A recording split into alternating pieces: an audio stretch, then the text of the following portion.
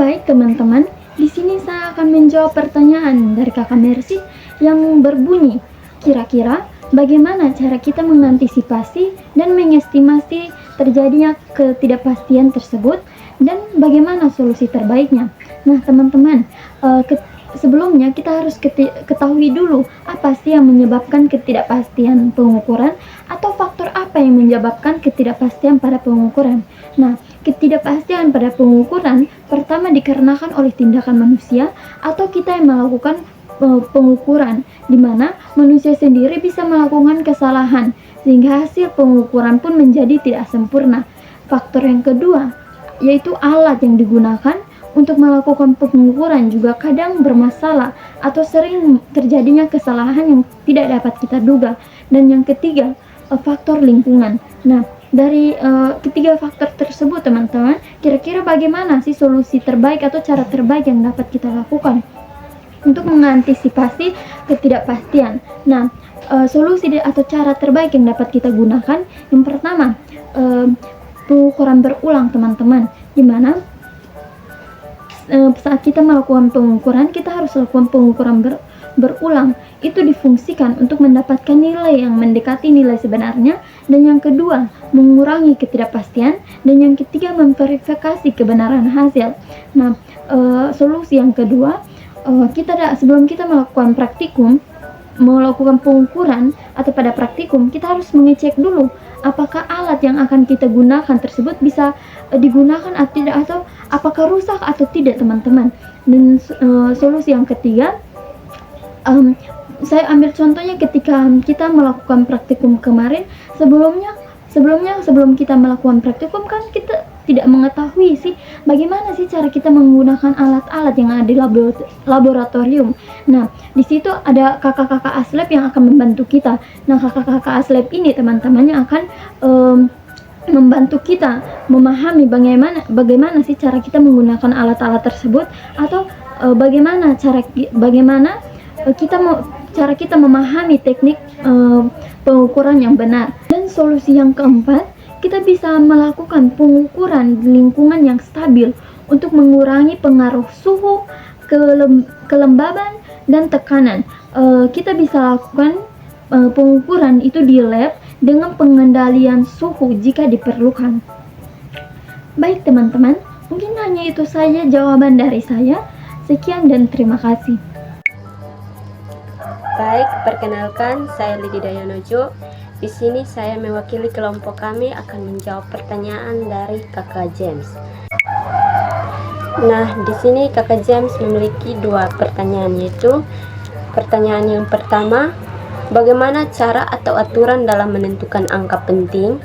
Contohnya ada hasil akhir seperti 14,452, maka angka pentingnya yang mana saja dan bagaimana cara menentukannya. Kemudian yang kedua, tolong jelaskan tentang ralat acak karena dalam video ralat acak tidak dijelaskan, entah karena videonya terpotong atau lupa.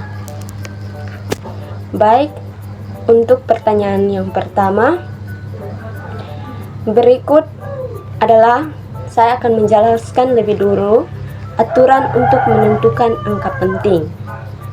Semua angka penting bukan nol selalu dianggap angka penting. Contoh 482, ia memiliki 3 angka penting. Angka 0 di antara angka bukan 0 dianggap angka penting. Contoh yang kedua, 405, memiliki 3 angka penting.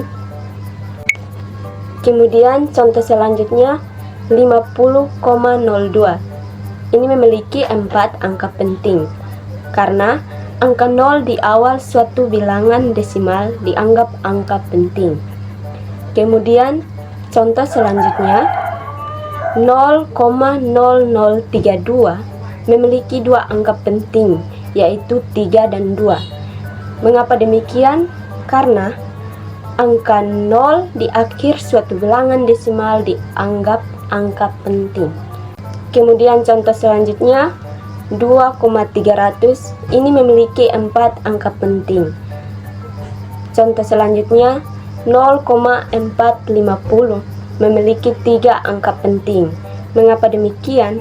Karena angka 0 di akhir bilangan bulat hanya dianggap penting jika ada tanda desimal.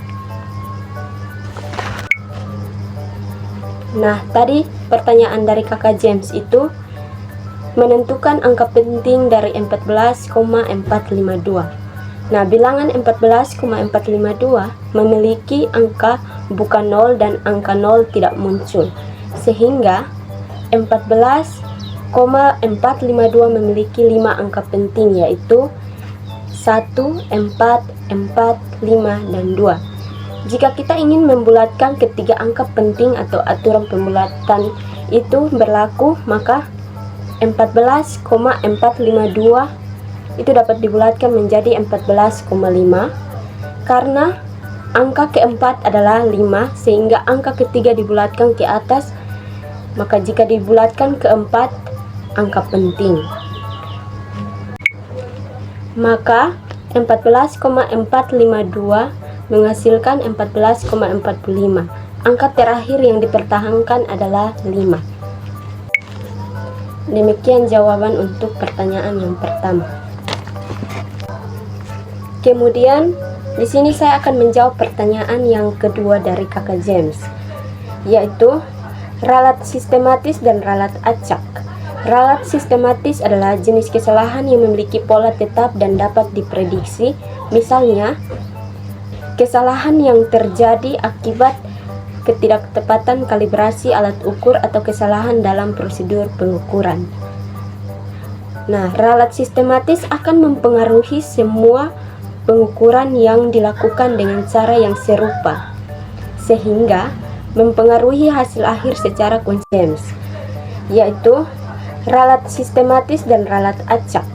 Ralat sistematis adalah jenis kesalahan yang memiliki pola tetap dan dapat diprediksi. Misalnya, kesalahan yang terjadi akibat ketidaktepatan kalibrasi alat ukur atau kesalahan dalam prosedur pengukuran. Nah, ralat sistematis akan mempengaruhi semua pengukuran yang dilakukan dengan cara yang serupa, sehingga mempengaruhi hasil akhir secara konsisten. Di sisi lain, ralat acak bersifat fluktuatif dan tidak dapat diprediksi dengan tepat.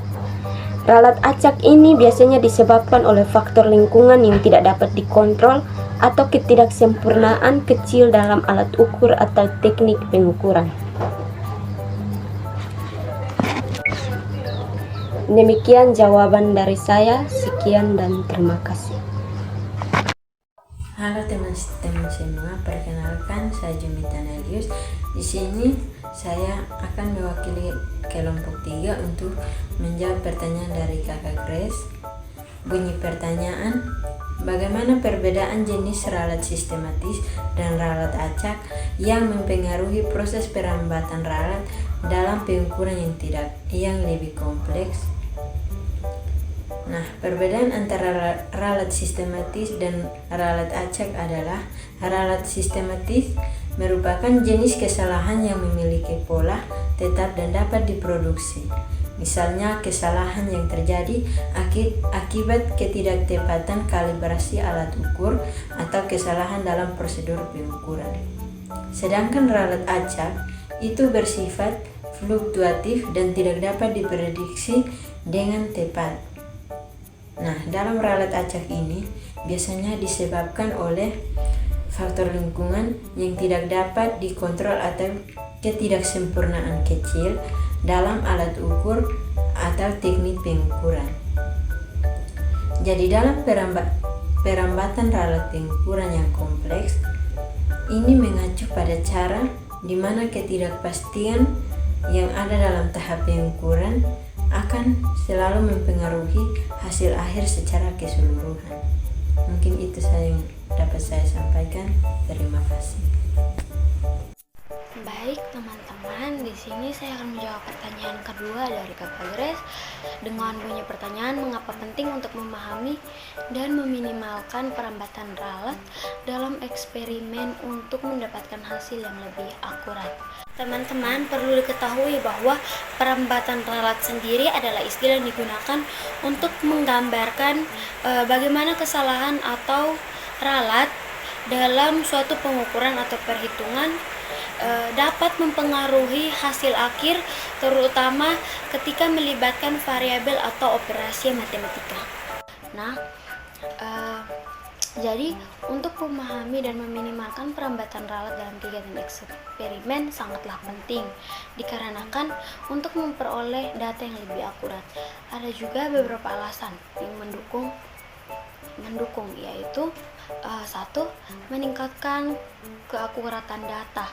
Perambatan ralat dapat menyebabkan hasil pengukuran menjadi kurang akurat.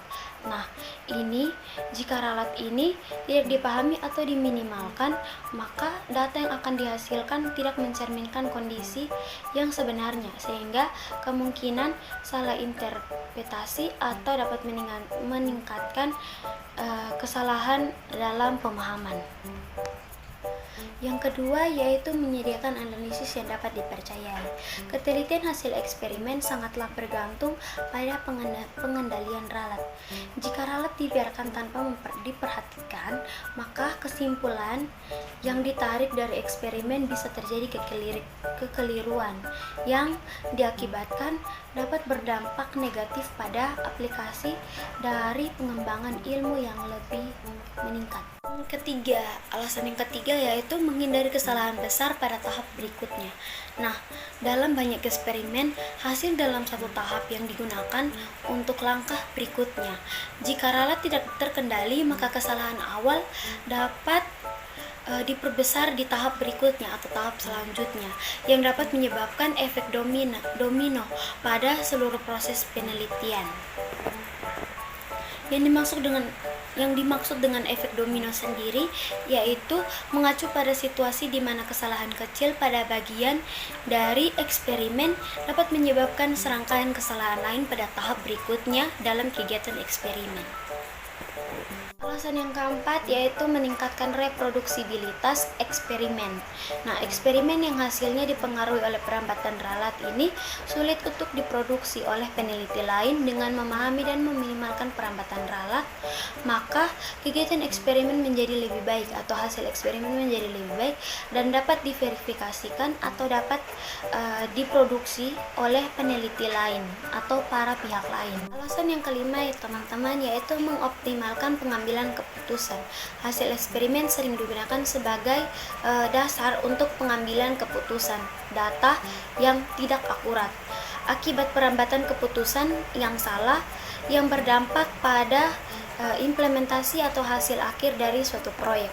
Nah, teman-teman, dengan cara kita untuk memahami atau dengan kita memahami sumber perambatan ralat dan menggunakannya dengan baik untuk dapat memperbaiki metode pengukuran serta analisis data, penelitian dapat memastikan hasil pada eksperimen lebih valid dan dapat dipercayai.